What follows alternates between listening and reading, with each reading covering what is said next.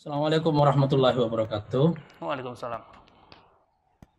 Teman-teman sekalian yang saya cintai, khususnya para narasumber kita, Daim Fakih dan Dr. Rina, juga Dr. Helda, serta host kita pada hari ini, Dr. Ziki. Saya kira pertanyaan yang menjadi tema dari Gelora Talk pada sore hari ini, yaitu apakah varian Delta ini lebih ganas daripada yang lainnya, pasti tidak bisa saya jawab. Karena itu kita membutuhkan para saintis, para ilmuwan untuk menjawab pertanyaan ini. Tapi pertanyaan ini sebenarnya hanya satu contoh betapa besarnya perbedaan yang sangat fundamental antara pandemi yang sekarang kita hadapi dengan bencana-bencana yang lainnya. Terutama terletak pada banyaknya kejutan yang terus-menerus kita temui setiap saat. Sebagian besar dari semua kejutan-kejutan ini adalah bentuk ketidaktahuan kita atau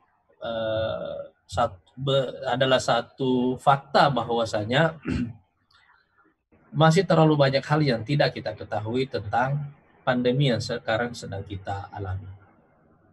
Saya kira kejutan-kejutan seperti ini mempunyai dampak psikologis yang sangat besar bagi publik, bukan hanya pada kebingungan, ketidaktahuan, ketidakpastian, tapi ini bisa menjadi semacam serangan kepada public mood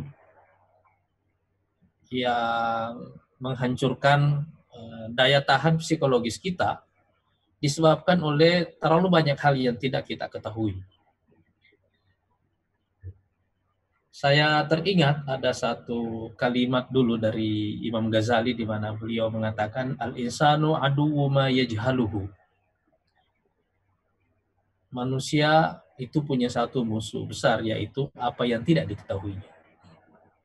Apa yang tidak kita ketahui itu menciptakan kecemasan, ketakutan di dalam diri kita karena kita tidak tahu bagaimana kita bereaksi kepada hal itu.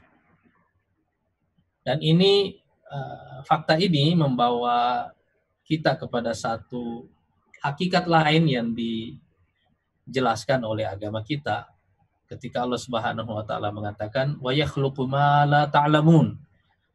Dan Allah setiap saat menciptakan makhluk-makhluk baru yang tidak kalian ketahui. Tapi kita menjadi optimis karena Allah juga mengatakan wattaqullaha wa yu'allimukumullah. Bertakwalah kepada Allah, nanti Allah yang akan mengajarkan kalian ilmu-ilmu baru yang tidak kalian ketahui sebelumnya. Jadi dari prinsip keagamaan seperti ini kita menjadi optimis bahwa semua kejutan-kejutan ini insya Allah bisa kita jawab manakala kita memberikan ruang kepada para saintis, para ahli untuk menjelaskannya kepada publik. Dan karena itu sebenarnya dari tema ini saya ingin sampai kepada satu himbauan betapa pentingnya otoritas sains sekarang ini sebagai satu instrumen untuk menghadapi ketidaktahuan kita, banyaknya kejutan-kejutan baru tentang pandemi ini, dan juga melawan hoax dan sekaligus juga melawan disinformasi. Kita melihat misalnya dalam dimensi kehidupan beragama kita ada otoritas yang bernama MUI misalnya.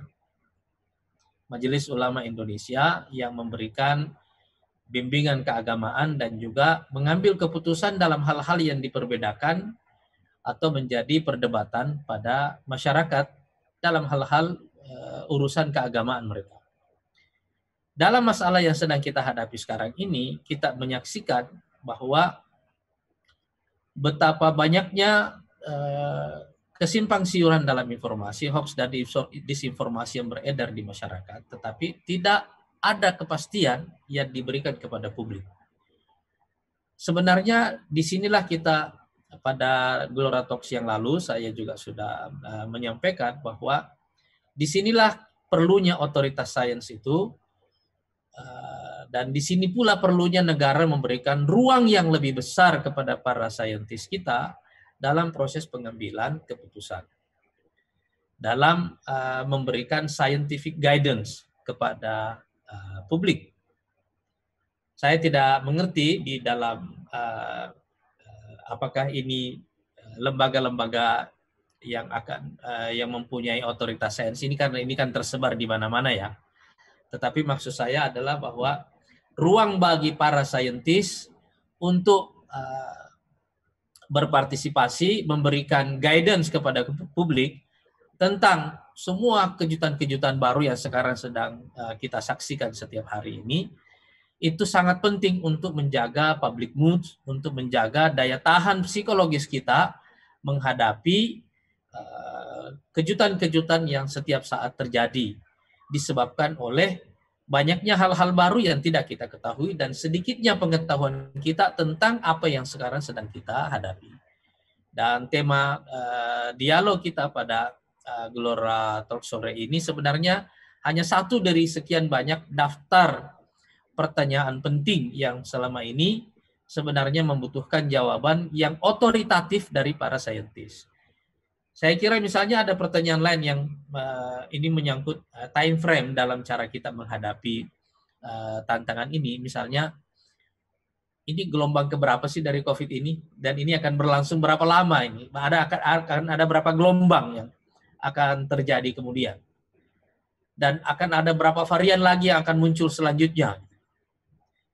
Terus-menerus kita akan menghadapi pertanyaan seperti ini, dan semakin kita membutuhkan otoritas sains untuk menjawab pertanyaan-pertanyaan seperti itu, guna mengakhiri ketidakpastian, mengakhiri kesimpangsiuran, dan terutama sekali menurut saya adalah untuk mempertahankan public mood, untuk tetap tenang,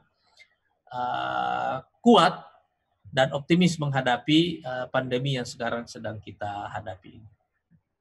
Saya ingin mengucapkan selamat datang kepada seluruh pembicara, dan mudah-mudahan ilmu yang di-share pada sore hari ini memberikan manfaat kepada masyarakat kita secara keseluruhan.